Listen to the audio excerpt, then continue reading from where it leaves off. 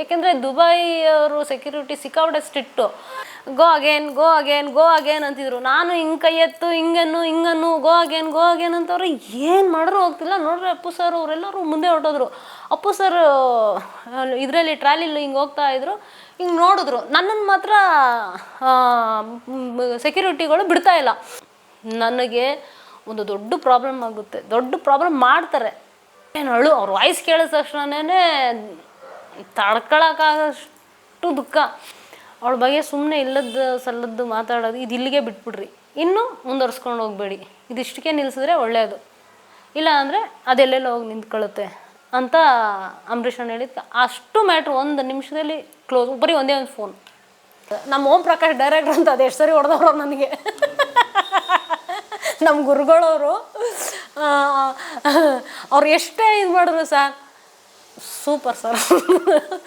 ನನಗೆ ಓಂ ಪ್ರಕಾಶ್ ಡೈರೆಕ್ಟ್ರ್ ಬಗ್ಗೆ ಯಾರು ಏನಾರ ಅಂದ್ಕೊಳ್ಳಿ, ಯಾರು ಏನಾರ ಅನ್ನಲಿ, ನನಗೆ ಅವ್ರು ನನ್ನ ಗುರು ಸರ್.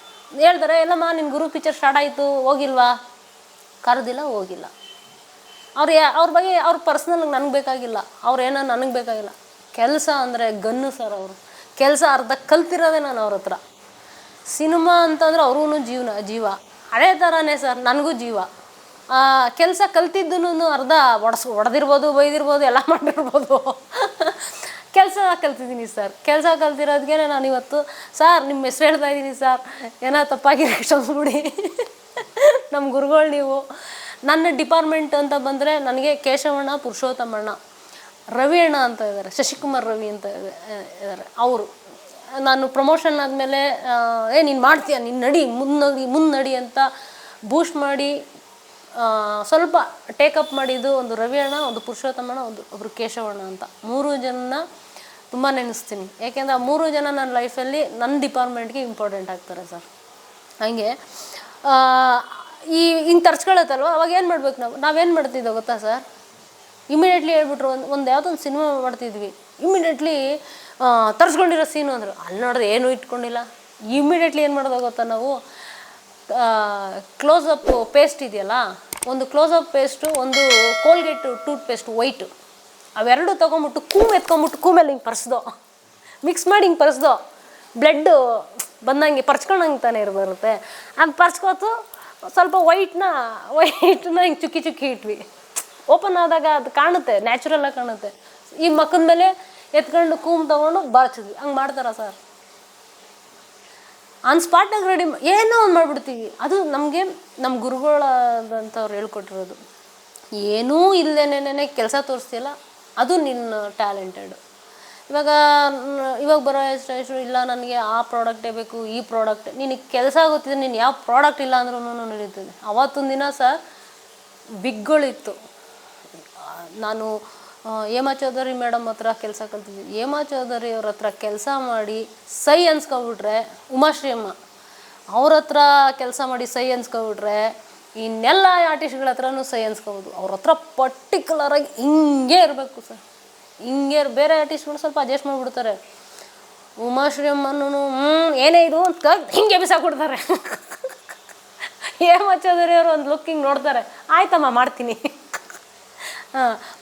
ಯಾಕೆ ಹಂಗೆ ನೋಡ್ತಾರೆ? ಯಾಕೆ ಅವ್ರು ಹಂಗೆ ಸ್ಟ್ರಿಕ್ಟಾಗಿ ಮಾಡ್ತಾರೆ? ಅಯ್ಯೋ, ಒಬ್ಬರು ಎಷ್ಟೋ ಜನ ಹೇಳ್ತಾರೆ, ಅಯ್ಯೋ ಹಂಗೆ ನಾನು ಅಂಥವ್ರನ್ನೇ ಇಷ್ಟಪಡ್ತಿದ್ದೆ. ಅವ್ರು ಹಂಗೆ ಕೊಡ್ತಾವ್ರೆ ಅಂದರೆ ಅಲ್ಲಿ ನನ್ನ ಪರ್ಫೆಕ್ಟ್ ಮಾಡ್ತಾವ್ರೆ ಅಂತ. ಹಾಗೆ ನಮ್ಮ ಅನುಭವಗಳು ಇನ್ನೂ ಸಾಕಷ್ಟುಗಳಿದೆ. 26 ವರ್ಷದ ಅನುಭವಗಳು ಹೇಳಬೇಕು ಅಂತಂದರೆ, ನಿನಗೆ ಅವಾಗ ಮೆಂಬರ್ ಅಂತಂದರೆ ಹಂಗೆ ನಾವೇಗಳೇ ನಾವೇನು ಬರ್ಬೇಕಾದ್ರೆ ಮೆಂಬರಾಗಿ ಬಂದಿರಲಿಲ್ಲ. ನಾನ್ ಮೆಂಬರಾಗಿ ಬಂದಿದ್ದು. ಅವಾಗ ಮೆಂಬರ್ಗಳು ಅಂದರೆ ಕಾರ್ಡ್ ಇದೆ ಅಂದರೆ, ಕಾರ್ಡ್ ಇದೆಯಾ ಮಗ, ಆಯ್ತು ಬಿಡಪ್ಪ, ತಗ್ಗಿ ಬಗ್ಗಿ ನಡ್ಕೊಂಡು ಹೋಯ್ತೀವಿ. ಇವತ್ತು ಕಾರ್ಡ್ ಇದೆಯಾ ಮಗ, ಬೇಡ ಕಣೋ, ಯಾರೋ ನಾನ್ ಮೆಂಬರ್ನ ಕರೆಸೋ. ನಾವು ಸಿನಿಮಾನೇ ನಂಬ್ಕೊಂಡಿದ್ದೀವಿ ಸರ್. ಸಿನಿಮಾನೇ ಜೀವನ, ಸಿನಿಮಾನೇ ಪ್ರಪಂಚ, ಸಿನಿಮಾನೇ ಎಲ್ಲ ಅಂತ ಅಂದವ್ರನ್ನ, ಸಿನಿಮಾ ಮಾಡೋಕ್ಕೆ ಬರೋರನ್ನ ಸಿನಿಮಾದವ್ರ ಜೊತೆ ಯಾಕೆ ಕೆಲಸ ಮಾಡಲ್ಲ ನೀವು? ಇವಾಗ ಒಂದು ಸಿನಿಮಾ ಮಾಡ್ತಿದ್ದೀರಾ, ನೀವು ಇವಾಗ ಒಂದು ಸಿನಿಮಾ ಮಾಡಬೇಕಾದ್ರೆ ಒಂದು ಒಕ್ಕೂಟ ಅಂತ ಇದೆ, ಒಕ್ಕೂಟದಲ್ಲಿ ಇಷ್ಟು ಜನ 6,000 ಜನ ಕೆಲಸ ಮಾಡ್ತಾ ಇದ್ದಾರೆ. 6,000 ಜನಗಳಲ್ಲಿ ಇಷ್ಟು ಕ್ಯಾಟಗಿರಿಗಳಿದೆ. ಲೈಟ್ ಮ್ಯಾನು, ಜೂನಿಯರ್ ಆರ್ಟಿಸ್ಟ್ದು, ಪ್ರೊಡಕ್ಷನ್ನು, ಮೇಕಪ್ಪು, ಈ ಥರ ಕ್ಯಾಟಗಿರಿಗಳಿದೆ. ಅವ್ರು ಅಷ್ಟು ಕ್ಯಾಟಗಿರಿಗಳು ಸಿನಿಮಾ ನಂಬ್ಕೊಂಡು ಬದುಕ್ತಿದ್ದೀವಿ. ಆ ಸಿನಿಮಾ ನಂಬೋರ್ನ ಬದುಕ್ತಿದ್ದೀವಲ್ಲ, ಅವ್ರನ್ನ ಕರೀತಾ ಇಲ್ಲ. ಅಲ್ಲೊಂದಷ್ಟು ಇಂಗ್ಲೀಷಲ್ಲಿ ಟುಸ್ಸು ಪುಸ್ಸು ಕಸ್ಸು ಪುಸ್ಸು ಅಂದೋನ್ನ ಕರೀತಾರೆ. ಅವ್ರೇನು ಕಮ್ಮಿ ತೊಗೊಳಲ್ಲ ಸರ್, ಅವ್ರೇನು ಕಮ್ಮಿ ತೊಗೊಳಲ್ಲ, ಅವ್ರೂ ಜಾಸ್ತಿ ಅದೇ. ನಾವು ಬ್ಯಾಗ್ನ ತಗೊಂಡು ಸ್ಪಾಟಲ್ಲಿ ನಿಂತಿರ್ತೀವಿ. ಇವಾಗ ಬರೋರು ಬ್ಯಾಗ್ನ ತಗೊಂಡು ಸ್ಪಾಟಲ್ಲಿ ನಿಂತ್ಕೊತಾರಾ? ನಿಮಗೆ ಒಂದು ಗೆಟಪ್ ಮಾಡಿ ಅಂತಂದರೆ ಅವ್ರಿಗೆ ಪ್ರಾಪರಾಗಿ ಬೇಕೇ ಬೇಕು. ಪ್ರಾಪರಾಗಿದ್ದರೆ ಮಾತ್ರ ಅವ್ರು ಗೆಟಪ್ ಮಾಡ್ತಾರೆ. ನಮ್ಮಲ್ಲಿ ಹಂಗಿರಲಿಲ್ಲ. ನಮಗೆ ಇದು ತರಿ ಹಾಕಬೇಕು ಅಂತ ಅಂದ್ಬಿಟ್ರೆ ಗಡ್ಡದ್ದು ಈ ಥರ, ಇವಾಗ ನಿಮ್ಗೆ ಲೈಟಾಗಿ ಗಡ್ಡ ಬಂದಿದೆ, ಆ ಗೆಟಪ್ ಬೇಕು ಅಂತಂದರೆ ನಾವೇನು ಮಾಡ್ತಿದ್ದೆ, ಅಕಸ್ಮಾತ್ ಇಲ್ಲ ಅಂತಂದರೆ ನಮ್ಮ ಕೂದಲನ್ನ ಕಟ್ ಮಾಡಿಬಿಟ್ಟು ಚೆನ್ನಾಗಿ ನುಣ್ಣಗೆ ಕಟ್ ಮಾಡಿಬಿಟ್ಟು ಸ್ಪಿರಿಟ್ ಗಮ್ ಹಾಕ್ಬಿಟ್ಟು ಅಂಟಿಸ್ಬಿಡ್ತಿದ್ವಿ. ನಮ್ಮ ಕೂದಲೇ ಕಟ್ ಮಾಡಿಬಿಡ್ತಿದ್ವಿ ನಾವು. ಇವಾಗಿನವ್ರು ಹಂಗೆ ಮಾಡ್ತಾರಾ? ನನಗೆ ಎಷ್ಟೊಮ್ಮೆ ನಮ್ಮ ಟ್ರೂಪ್ ಇದೆ, ನಾವೆಲ್ಲ ಆ ಟೈಮಲ್ಲಿ ಬಂದಂಥವ್ರು ಒಂದು 5-7 ಜನ ಇದ್ದೀವಿ. ಒಬ್ಬ ಬಂದ್ಬಿಟ್ಟು ಮಹೇಶ ಅಂತ, ಆ್ಯಕ್ಚುಲಿ ನಮ್ಮ ಯೂನಿಯನ್ ಇದರಲ್ಲಿ ಕಾಂತರಾಜ್ ಅಂತ ಇದೆ, ಅದು ಮಹೇಶ ಅಂತ, ಸೋಮು ಅಂತ, ಮೂರ್ತಿ, ಲೋಕಿ, ಆಮೇಲೆ ನಾನು, ಆಮೇಲೆ ಇವಾಗ ಯೋಗಿ ಅಂತ ಒಂದು ಹುಡುಗ. ಅವರೆಲ್ಲರೂ ನಾವೆಲ್ಲ ಒಂದು ಟೀಮು. ಅಂದರೆ ನಾವೆಲ್ಲ ಒಂದು ಟೈಮ್ಗೆ ಒಂದು ಮಂಜು, ನಾವೆಲ್ಲರೂ ಹಿಂದೆ ಮುಂದೆ ಬಂದವರು ಇಂಡಸ್ಟ್ರಿಗೆ. ಇವತ್ತು ಅವ್ರು ದೊಡ್ಡ ಮೇಕಪ್ ಆರ್ಟಿಸ್ಟ್ಗಳೇ. ಇವತ್ತು ಲೋಕಿ ಇರ್ಬೋದು, ಮಂಜು ಇರ್ಬೋದು, ಸೋಮ ಇರ್ಬೋದು, ಯೋಗಿ ಇರ್ಬೋದು. ನೀವು ಯೋಗೇಶ್ ಅಂತ ಯೂಟ್ಯೂಬಲ್ಲೆಲ್ಲ ಫೇಮಸ್ ಆಗ್ಬಿಟ್ಟವನು, ಅವನಿರ್ಬೋದು. ಅವರೆಲ್ಲರೂ ಮಹೇಶ ಇರ್ಬೋದು, ಅವರೆಲ್ಲರೂ ನಾವೆಲ್ಲ ಸೀನಿಯರಿಟಿಗಳು. ಇವಾಗ ನಾವು ಸೀನಿಯರಿಟಿ ಪ್ಲೇಸಲ್ಲಿ ನಿಂತಿದ್ದೀವಿ, ಮರ್ಯಾದೆನೇ ಇಲ್ಲ ಸರ್. ಆ ಸೀನಿಯರಿಟಿನ ಇವ್ರಿಗೆ ಬೇಡ ಮಗ, ಇವ್ರು ಸೀನಿಯರಿಟಿ ಯಾಕೆ, ಯಾರನ್ನ ಕರಿ, ಹೊಸ್ಪುರನ್ ಮಾಡೋಣ, ಮಾಡಿಸ್ಕೊಳ್ಳೋಣ, ಆ ಥರ. ಹೌದು, ಇಲ್ಲಿ ದಾಮಿನಿ ಅಂತ. ಯಾಕೆಂದರೆ ಇದು ಹಾಕಿಸ್ಕೊಂಡಿರೋದು ಅಭಿಮಾನ ಅನ್ನೋದಕ್ಕಿಂತ ನನ್ನ ಗುರು, ನನಗೆ ಅನ್ನ ಹಾಕಿದ್ದ ದಾರಿ ತೋರಿಸಿದ್ದ ಗುರು. ಅದಕ್ಕೆ ನಾನು ಅವ್ರಿಗೇನೂ ಕೊಡೋಕ್ಕಾಗಲ್ಲ. ಅಟ್ಲೀಸ್ಟ್ ನನ್ನ ಜೀವನ ಪೂರ್ತಿ ಅಂದರೆ ನಾನು ಸಾಯೋ ತನಕನೂ ಅವ್ರು ನನ್ನ ಜೊತೆನೇ ಇರಬೇಕು ಅನ್ನೋ ಒಂದು ಉದ್ದೇಶಕ್ಕೆ. ಇವಾಗ ಅವ್ರ ಮಿಷಿನ್ ಇದೆ, ಆವಾಗ ಮುಳ್ಳೆಲ್ಲಿ ಚುಚ್ಚೋರು ಮನೆ ಹತ್ರ ಬಂದು, ಆವಾಗ ದಾಮಿನಿ ಅಂತ ಹೆಸ್ರು ಹಾಕ್ಕೊಂಡಿದ್ದು. ಇದು ಬಂದ್ಬಿಟ್ಟು ಇವಾಗ ನನ್ನ ತಂದೆ ತಾಯಿ ಅವ್ರದ್ದು ಹಾಕ್ಕೊಂಡಿರೋದು. ನಮ್ಮಮ್ಮ, ನಮ್ಮ ತಂದೆ ಇಬ್ಬರೂ ಇಲ್ಲ, ಇವ್ರು ಕೊಟ್ಟಿರೋ ದೇಹ ಇದು. ಅದಕ್ಕೆ ಆ ದೇಹದ ಮೇಲೆ ನಮ್ಮ ಅಪ್ಪ ಅಮ್ಮನಿಗೇ ಅರ್ಹತೆ ಇರೋದು.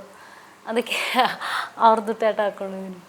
ನಾನು ತುಂಬ ಹೀರೋಯಿನ್ ಜೊತೆ, ಎಲ್ಲ ಹೀರೋಯಿನ್ಗಳ ಜೊತೆನೂ ತುಂಬ ಚೆನ್ನಾಗಿರ್ತೀನಿ, ತುಂಬ ಚೆನ್ನಾಗೂ ಅವರು ಇರ್ತಾರೆ. ಯಾಕೆ ಅಂತ ಅಂದರೆ ನಮ್ಮ ಡಿಪಾರ್ಟ್ಮೆಂಟ್ ಬಂದುಬಿಟ್ಟು ನಾವು ಯಾರಿಗೂ ಪರ್ಮಿಷನ್ ಕೊಡೋಲ್ಲ. ಓನ್ಲಿ 1 ಪರ್ಸನ್, ಅದು ಮೇಕಪ್ ಆರ್ಟಿಸ್ಟ್, ಒಂದು ಹೇರ್ ಸ್ಟೈಲಿಸ್ಟ್ ಮಾತ್ರ.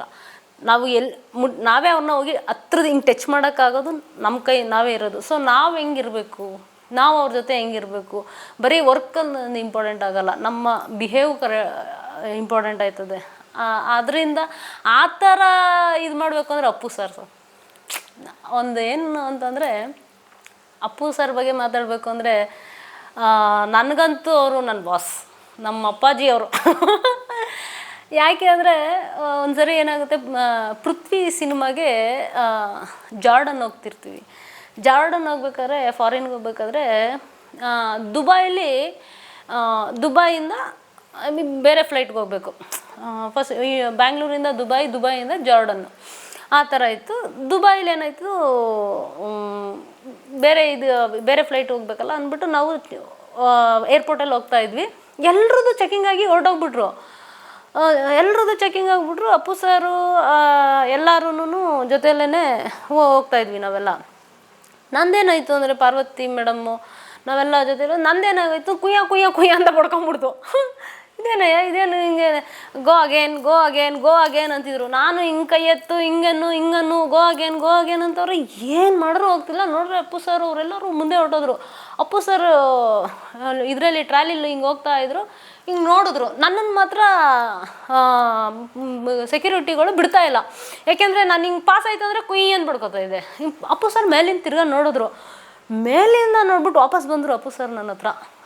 ಏನಾಯಿತು ಇದು ಗೊತ್ತಿಲ್ಲ ಸರ್, ಏನಾಯಿತು ಅಂತ ಗೊತ್ತಿಲ್ಲ, ನಾನು ಹಿಂಗೋಯ್ತು ಅಂತಂದರೆ ಕುಯ್ ಅಂತ ಬಡ್ಕೊಳ್ಳುತ್ತೆ, ಹಿಂಗೋಯ್ತು ಅಂದರೆ ಕುಯ್ ಅಂತ ಬಡ್ಕೊಳ್ಳುತ್ತೆ ಅಂದರೆ. ಆಮೇಲೆ ಅವ್ರು ಇಂಗ್ಲೀಷಲ್ಲಿ ಮಾತಾಡೋದು, ನನಗೆ ಅಷ್ಟು ಇಂಗ್ಲೀಷ್ ಎಲ್ಲ ಬರೋಲ್ಲ. ಅಪ್ಪು ಸರ್ಗೆ ಚೆನ್ನಾಗಿ ಇಂಗ್ಲೀಷಲ್ಲಿ ಅವ್ರಿಗೆ ಹೇಳಿದ್ರು, ನೋ ಸಮಥಿಂಗ್ ಈಸ್ ಇನ್ ಅವಳು ಏನೋ ಅವಳ ಹತ್ರ ಏನೋ ಇದೆ, ಅದಕ್ಕೆ ಸಿಗ್ನಲ್ ಇದಾಗ್ತಾ ಇದೆ ಅಂತ. ಗೀತಾ ಏನಿದೆ, ಉಂಗುರ ಬಿಚ್ಚಾಯಿತು, ಬಳೆ ಬಿಚ್ಚಾಯಿತು, ಎಲ್ಲ ಬಿಚ್ಚಿಸ್ಬಿಟ್ಟು ಇದಕ್ಕೆ ಸ್ಕ್ಯಾನಿಂಗ್ ಎಲ್ಲ ಹಾಕಿದ್ರು. ತಿರ್ಗಾ ಹಿಂಗೆ ಹೋಗ್ತೀನಿ, ಕುಯ್ಯ ಅನ್ನುತ್ತೆ. ಇದೇನಪ್ಪ ಇದು ಕುಯ್ಯ ಅಪ್ಪಾಜಿ ಗೊತ್ತಿಲ್ಲ ನಾನು ಅಂದಾಗ ಅವರು ಟೆನ್ಷನ್ ಆಗಬೇಡ, ನೀನು ಆರಾಮಾಗಿರು, ನಾನು ಮಾತಾಡ್ತೀನಿ, ಏನಿರ್ಬೋದು ಅಂತ ಕೇಳ್ತೀನಿ, ನೀನು ಕಾಲು ಚೈನು ಏನಾರ ಅವಾಗ ನನಗೆ ಮದುವೆ ಇನ್ನೂ ಆಗಿರಲಿಲ್ಲ, ಕಾಲುಂಗ್ರ ಏನಿರಲಿಲ್ಲ. ಕಾಲು ಚೈನಿಂದ ಸಮೇತ ಎಲ್ಲ ಬಿಚ್ಚಿ ಇದಕ್ಕೆ ಸ್ಕ್ಯಾನಿಂಗ್ ಹಾಕಿದ್ದೀನಿ. ತಿರ್ಗಾ ಹಿಂಗೆ ಹೋಗ್ತೀನಿ, ಕುಯ್ಯ ಅಂತ ಇದೆ. ಅಯ್ಯಯ್ಯೋ. ಆಮೇಲೆ ತಿರ್ಗಾ ಲೇಡಿ ಸೆಕ್ಯೂರಿಟಿನ ಕರೆಸಿದ್ರು.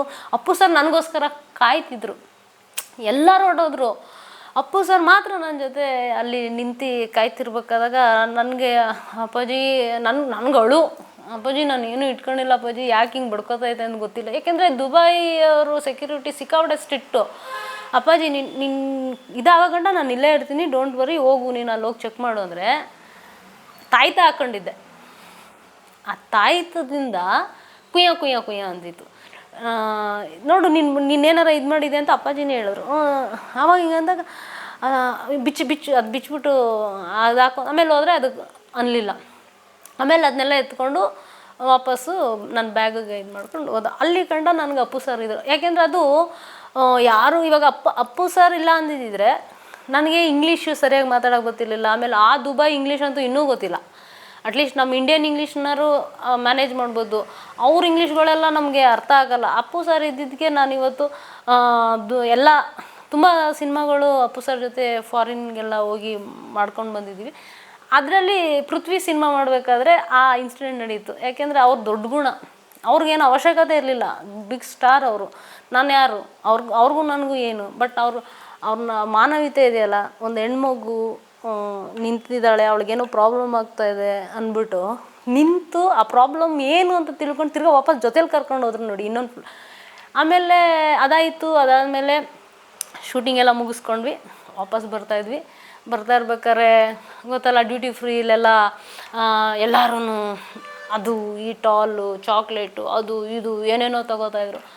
ನಂದೇನು ಅಂತಂದರೆ ಗೊತ್ತಲ್ವ, ನಮ್ಮ ಬಡಸ್ತಾನ ಇಲ್ಲಿ ಇರೋ ದುಡ್ಡನ್ನ ಇಲ್ಲಿ ಖರ್ಚು ಮಾಡ್ಕೊಂಡು ಹೋಗ್ಬಿಟ್ರೆ ಅಲ್ಲಿ ಮನೆಯದು ಟರ್ನ್ ಓವರ್ಗೆ ಪ್ರಾಬ್ಲಮ್ ಆಗುತ್ತೆ ಅಂದ್ಬಿಟ್ಟು ನಾನೇನು ತಗೋತಿರಲಿಲ್ಲ. ಯಾರ್ಯಾರು ತಗೋತಾರೋ ಅವ್ರ ಹಿಂದೆ ಸುತ್ತಾ ಇದೆ, ಹಿಂಗೆ ನೋಡ್ತಿದ್ದೆ. ಅಪ್ಪು ಸರ್ ಬಂದ್ಬಿಟ್ಟು, ಅಪ್ಪು ಸರ್ ಮತ್ತು ಅಶ್ವಿನಿ ಅಕ್ಕ ಬಂದ್ಬಿಟ್ಟು, ಆಮೇಲೆ ಅವ್ರ ಮ್ಯಾನೇಜರ್ ಕುಮಾರಣ್ಣ ಅಂತ ಇದ್ದಾರೆ, ಕುಮಾರಣ್ಣ ಬಂದರು. ಅಪ್ಪು ಸರ್ ಹೇಳಿ ಕಳಿಸಿರೋದು ಅದು, ಗೀತನ್ಗೆ ಏನೋ ಒಂದು ಅವಳು ಏನು ಕೇಳ್ತಾಳೆ ತಗೊಟ್ಬಿಡು ಅಂತ ಅಪ್ಪು ಸರ್ ಹೇಳಿ ಕಳಿಸಿದ್ರು. ಅದು ಏನಂತ ಬಂದರು, ಕುಮಾರಣ್ಣ ಬಂದು ಏನಮ್ಮ ಏನಿಲ್ಲಣ್ಣ ಸುಮ್ಮನೆ ನೋಡ್ತಾ ಇದೆ, ಏನೋ ತಗೋ, ನಿನಗೆ ಏನು ಬೇಕು ಎಲ್ಲ ತಗೋ ಅಂದರೆ, ನೀವು ನಂಬರ್ ಬಿಟ್ಟರೆ ನೋಡಿ, ನಾನು ತಗೊಳ್ಳಲ್ಲ ಅಂದ್ರೇ ಅವರೇ ಬಂದ್ಬಿಟ್ಟು ಎಲ್ಲ ಅವ್ರಿಗೆ ಕೈಗೆ ಏನೇನು ಸಿಗ್ತದೆ ಎಲ್ಲ ತೆಗ್ದು ಇಷ್ಟು ಎಣ್ಣೆ ಬಾಟ್ಲು ಬೇಕಾ ಅಂದರು. ಬೇಡ ಬರೀ ಚಾಕ್ಲೇಟು, ಟಾಯ್ಸು, ಅದು ಇದು ಅಂದರೆ ಹುಡುಕ್ತಿಲ್ಲ. ನಿನ್ಗೆ ಇದು ಬೇಕಾ ಕೇಳಿದ್ರು. ನಾನು ಬೇಡ ಅಂತ ಹಿಂಗೆ ಕೈ ಕಟ್ಕೊಂಡು ನಿಂತಿದ್ದೆ. ಎತ್ಕೊಂಡು ಇದಕ್ಕೆ ಟ್ರಾಲಿಗೆ ಎತ್ಕೊಂಡು ಬಿಲ್ ಮಾಡಿಸ್ಬಿಟ್ಟು ಕೊಟ್ಟೇ ಬಿಟ್ರು. ಯಾಕೆ ಅಂತಂದರೆ ಅಪ್ಪಾಜಿ ಅವಾಗ ಹೇಳಿದ್ರು, ಎಲ್ರಿಗೂ $100 ಕೊಟ್ಟಿದ್ದೀನಿ, ನೀನು ನನಗೆ ಸಿಗಲಿಲ್ಲ ಗೀತಾ, ನೀನು ಹೀರೋಯಿನ್ ಜೊತೆ ಹೊರಟೋಗ್ಬಿಟ್ಟಿದ್ದೆ, ಬಟ್ ನೀನು ಕೊಟ್ಟಿಲ್ಲ ಅಂತ ನನಗೆ ಫೀಲ್ ಆಗ್ತಿತ್ತು, ಒಳ್ಳೇದಾಯಿತು ನೀನು ಇಲ್ಲಿ ಸಿಕ್ಕಿದ್ದು ಅಂತ. ಅದಕ್ಕೂ 2ರಷ್ಟು ನನಗೆ, ಅಂದರೆ ನನಗೆ ಎಷ್ಟು ಖುಷಿಯಾಗುತ್ತೋ, ನನಗೆ ಸಾಕು ಅನ್ನೋಷ್ಟು ಕೊಟ್ಟರು.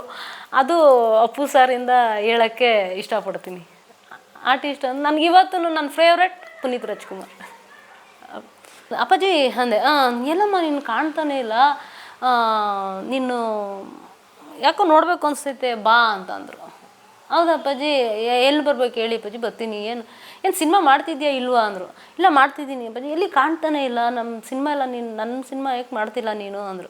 ಇಲ್ಲ ಹಂಗೇನಿಲ್ಲ ಅಪ್ಪಾಜಿ, ಯಾರು ಆಫರ್ ಕೊಟ್ಟಿಲ್ಲ, ಅದಕ್ಕೆ ಬಂದು ಮಾಡ್ತಿಲ್ಲ ಅಂತಂದೆ. ಹೌದಾ, ಸರಿ, ಯಾಕೋ ನೀನು ನೋಡಬೇಕು ಅನಿಸ್ತೈತೆ ಬಾ ಅಂದರು. ಸರಿ ಅಪ್ಪಾಜಿ ಬರ್ತೀನಿ ಅಂದೆ. ಅಪ್ಪಾಜಿ ನಾನು ಇವತ್ತು ಬರೋಕ್ಕಾಗಲ್ಲ, ನಾಳೆ ಬರ್ತೀನಿ ಅಂತ ಅಂದೆ. ನಾಳೆ ಬರ್ತೀನಿ ಅಂದೆ. ಸರಿ ಒಂದು ಕೆಲಸ ಮಾಡು, ನಾಳೆ ಬಂದರೆ ಮಿನ್ನರ್ವಾ ಮಿಲ್ಲಲ್ಲಿ ಶೂಟಿಂಗ್ ನಡೀತಾ ಇರ್ತದೆ, ನೀನು ಅಲ್ಲಿಗೆ ಬಂದುಬಿಡು ಅಂದರು. ಸರಿ ಅಪ್ಪಾಜಿ, ಒಂದು ಮಧ್ಯಾಹ್ನ ಊಟದಂಗೆ ಬರ್ತೀಯಾ ಅಂತ ಅಂದರು. ಸರಿ ಬರ್ತೀನಿ ಅಂತ ಹೇಳಿದವಳು. ಅವತ್ತು ಹಿಂಗೆ ಇದೇ ಥರ ಸಿಕ್ಕಾಬಟ್ಟೆ ಮಳೆ ಇದ್ದಿದ್ದು ಏನಾಯಿತು, 1 ಗಂಟೆಗೆ ಹೋಗೋಳು 4 ಗಂಟೆಗೆ ಹೋದೆ. ಮಳೆ ಟೂ ವೀಲರಲ್ಲಿ ನೆನ್ಕೊಂಡು ಹೋಗ್ಬೇಕು, ಅದರಲ್ಲಿ ಬೇರೆ ಮಕ್ಳನ್ನ ಬೇರೆ ಕರ್ಕೊಂಡು ಹೋಗ್ಬಿಟ್ಟಿದ್ದೆ. ಅಪ್ಪಾಜಿಗೆ ಗೊತ್ತಿಲ್ಲ ನಾನು ಮಕ್ಳನ್ನ ಕರ್ಕೊಂಡು ಬರ್ತಿದ್ದೀನಿ ಅಂತ. ಬಂದರು. ಅಲ್ಲಿ ಆಲ್ರೆಡಿ ಅಪ್ಪಾಜಿಗೆ ಅವಾಗ ತಾನೇ ಕೊರೋನಾ ಎಲ್ಲ ಮುಗ್ದಿತ್ತು. ಆವಾಗ ಗಂಧದ ಗುಡಿ ಅನ್ನೋದು ಯಾವುದೋ ಶಿವಮೊಗ್ಗದಲ್ಲಿ ಏನೋ ಶೂಟ್ ಮಾಡಿಕೊಂಡು ಬಂದು ಅಲ್ಲಿ ಫೈಟಿಂಗ್ ಸೀನ್ ನಡೀತಿತ್ತು.